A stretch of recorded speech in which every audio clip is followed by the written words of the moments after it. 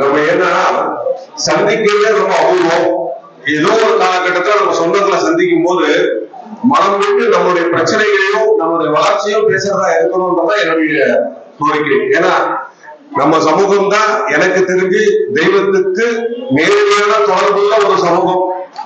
ஆனா நம்ம அந்த செயல்பாட்டை இழந்துட்டு வர மாதிரிதான் நம்ம பார்த்துட்டு இருக்கோம். அதற்கு நமக்கு ஒரு எழுச்சி வரும். நம்ம மட்டும் ஒரு பட்டை அடிச்சு தவறு உண்டாக்கூடாது, நம்ம பிள்ளைகளுக்கும் அதை சொல்லிக் கொடுக்கணும். அவர்களையும் இறை வழிபாடுதான் என்னன்னு சொல்லிக் கொடுத்தா மட்டும்தான் நம்மளோட சமூகம் நேரடியாக வாழ்வதற்கும் இன்னும் நீண்ட காலத்தில் நம்முடைய தம்பதிகளுக்கும் நம்முடைய பிள்ளைகள் நல்லா இருக்கிறதுக்கு ஒரு சாத்திய கூடா இருக்கும்ன்றது என்னுடைய கருத்து. அதனால ஒவ்வொரு வேலைக்கு போனாலும் நம்ம ஜென்ம இடம் போனாலும் முதல்ல நம்ம மட்டும் இல்ல நம்ம பிள்ளைகளுக்கும் எனக்கு முதல்ல சொல்ல நான் சொந்தத்திலேயே வரன் பார்க்கிற இந்த முயற்சிக்கு உங்களுக்கு எல்லாம் முதல்ல என்னுடைய வாழ்த்துக்களை தெரிவித்து கொள்கிறேன். காரணம் என்னன்னா பிள்ளைங்க ஏதோ சொல்லுது அதுக்கு பாடல போகுது நினைச்சிட்டோம்னா ஒரு காலத்துல அதுக்கப்புறம் அது கஷ்டப்படுறது நம்ம ஃபீல் பண்ணுறத தவிர வேற யாரும் அவங்களுக்காக ஃபீல் பண்ண போறது கிடையாது. அதை இப்பவே பக்குவமா நம்ம எடுத்து சொல்லி நம்மளுடைய முறைகளை சொல்லி கொடுக்குறோம். எனக்குள்ள நிறைய வருத்தங்கள் உண்டு. பாத்தீங்கன்னா சமீபத்தில் திருப்பரங்குன்றத்துல ஒரு கேவலமான ஒரு நிகழ்ச்சி நடந்தது. அந்த நிகழ்ச்சி யாராலும் தொடர்ந்து இருக்கிறாங்க என்னென்னமோ பண்றாங்க வேற விஷயமா இருக்கலாம். ஆனா பண்டாரமாகிய ஜங்கமாகிய வீரசைவராகிய நம்மதான் முதல்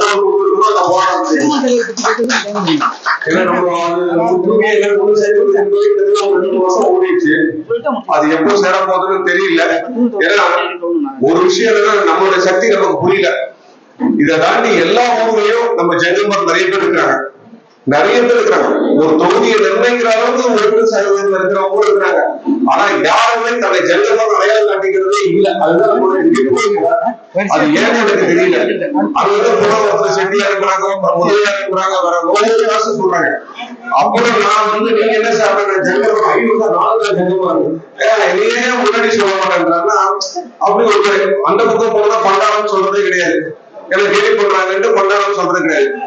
பண்டாரத்தையே முதல்ல கும்பிட வேண்டிய தெய்வமே அதுக்கப்புறம் தான் மக்களை பார்க்கணும். ஆனா அவங்க அதுக்கு கூச்சப்படுறாங்க நிறைய பேர். ஆனா அந்த சங்கங்களோட இணைஞ்சு நம்ம எல்லாரும் ஒன்றாக கர்நாடகா பாத்தீங்கன்னா லிங்காயத்து வீரசைவம் அவ்வளவு பெரிய கொடுங்க, ஆந்திரா பாத்தீங்கன்னா ஜெங்கமரம் வீரசைவம் அவ்வளவு பெரிய கொடுங்க. அங்கெல்லாம் எனக்கு சொன்னோம்னா அவங்க வெளியே சொல்லுவாங்க. கேரளாவில் கூட இருக்கு. ஆனா நம்ம தமிழ்நாட்டுல மட்டும் பிரிஞ்சு இருப்பதால் நம்மளை பொறுத்த வரைக்கும் நம்மளோட இலக்கையும் லட்சியத்தை அடையிறதுக்கு ரொம்ப தாமதமாகும். தயவு செய்து நான் சொல்றது என்னன்னா ஒவ்வொரு இடத்துலயும் நம்மளுடைய சந்ததியை வளர்க்கறதுக்கு மட்டும் இல்லாம வாரிசுகளை ஜெங்கமரா வாழ வைக்கணும்னா அவங்களுக்கு போதிய அளவுக்கு ஆற்றலும் அறிவு எடுத்து கொடுக்க வேண்டியது நம்மளோட கடமை. அது இருந்தா மட்டும்தான் அவங்க தன்னோட வாழ்க்கைய சிறப்பா அமைச்சுக்க முடியும். இன்னைக்கு நான் இந்த கூட்டம் சென்னையில நடக்கிறதுனால நிறைய பேருக்கு அதோட தெரியாது. சென்னையில நிறைய கலாச்சாரம் மாறிடுச்சு, நிறைய மாறிட்டே இருக்கு, இன்னும் மாற போகுது. ஆனா அந்த இடத்துக்கு நம்ம விட்டுறக்கூடாது. காலையில லிங்காயத்து பூஜை நடத்திருப்பாங்க நினைக்கிறேன். லிங்காயத்து பூஜை நடத்திருக்காங்க. முதல்ல இதெல்லாம் தெரிஞ்சுக்கங்க. ஏன்னா நம்ம என்ன நினைக்கிறோம், கடவுள் ஆமா தேவைப்பட்ட கும்பிடுறோம், தேவையில்லைன்னா வந்தது. உலகத்துல பஞ்சபூதங்களோட சிறப்பை அங்கிருந்து கடவுள் காட்டிட்டு தான் இருக்கிறான். நான் இருக்கிறேன்றத சொல்லிட்டு தான் இருக்கிறான். அதை நம்ம மக்களுக்கு உணர்த்துறோம். ஏன்னா ஒரு காலத்துல பார்த்ததே கிடையாது சுனாமி வரும்ட்டு. ஆனா நிச்சயமா நீர் நிலத்துக்குள்ள உணவுன்றது நம்மளோட பஞ்சாங்கத்தையே இருக்கு. அதுக்கப்புறம் பஞ்சாயத்தை போட்டி பார்க்கலாம். ஆமாமா இருக்குன்றான். அந்த நிலைமை நம்மளுடைய தெய்வத்துக்கு ஈடாகவும் தெய்வத்துக்கு கூட நம்ம தொடர்பு உள்ள நம்ம ஜெங்கம சமூகத்தை வளர்க்கணும்னா நமக்குள்ள ஒரு ஒற்றுமை இருக்கணும். அந்த ஒற்றுமை நமக்கு மட்டும் இல்ல, இது சம்பந்தமா என்ன நிகழ்வு நடந்தாலும் நம்ம தவறாம கலந்துக்கணும்.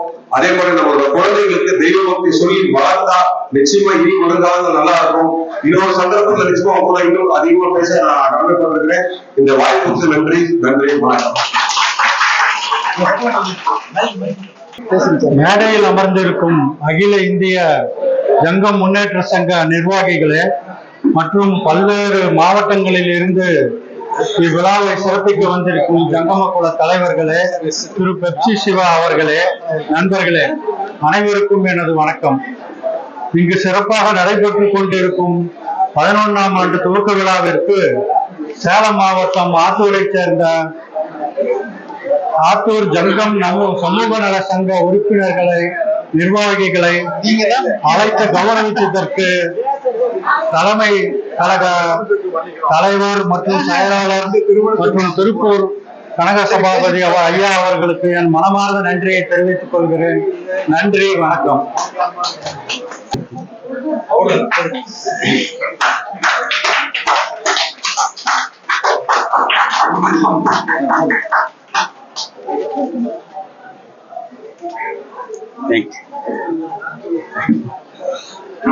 அனைவருக்கும் வணக்கம். 13 ஆண்டுகளை கடந்து 14ஆம் ஆண்டில் அடியெடுத்து வைக்கும் நம்ம சங்கத்திற்கு எனது வாழ்த்துக்களை தெரிவித்துக் கொள்கிறேன். சங்கம் மேன்மேலும் வளர வேண்டும் என்ற விருப்பத்தை தெரிவித்துக் கொண்டு, என் பெயர் தேவபிரகாசம். தற்போது துணை மாவட்டத்தில் இருக்கிறேன். BA படித்துவிட்டு வழக்கறிஞராக சில காலம் பணியாற்றிவிட்டு தலைமைச் செயலகத்தில் சட்டத்துறை பணி சேர்ந்து கூடுதல் செயலாளர் நிலைக்கு பணிபுரிந்துள்ளேன். என்னை போல் உயர் பதவியில் இருந்த பல பேர் இங்கே இருக்கலாம். ஆனால் என்னுடைய ஒரே ஒரு கோரிக்கை என்னவென்றால், அகில இந்திய பணியான IAS, IPS, IMS போன்ற பணிகளில் நமது சமுதாயத்தில் அதிக முன்னேறவில்லை. ஆனால் நமது மாணவர்களும் பெற்றோர்களும் மாணவர்களை படிக்க IAS படிக்க ஊக்குவிக்க. அதற்கான கோச்சிங் சென்டர் நம்ம கவர்மெண்ட் தமிழ்நாடு நடத்துகிறது. அண்ணா இன்ஸ்டிடியூட் ஆஃப் மேனேஜ்மெண்ட்ல 6 மாசம் ஃப்ரீ ஹாஸ்டல் ஃபெசிலிட்டியோட இருக்கு. அப்ளை பண்ணீங்கன்னா போதும், IAS எல்லாம் வந்து பாடம் எடுத்து IAS பண்ணிடுறாங்க. அதனால வெறும் IT துறையோட முடிக்கலாம இந்த மாதிரி IAS, IPS படித்து நம்ம மாணவர்களை படிக்க ஊக்குவிக்கணும். ஒரே ஒரு வார்த்தை ரிக்வெஸ்ட் மட்டும் கேட்டுக்கிட்டு, என்னை சிறப்பு விருந்தினராக அழைத்து கௌரவித்த சங்கத்திற்கு நன்றி தெரிவித்து விடைபெறுகிறேன். நன்றி, வணக்கம்.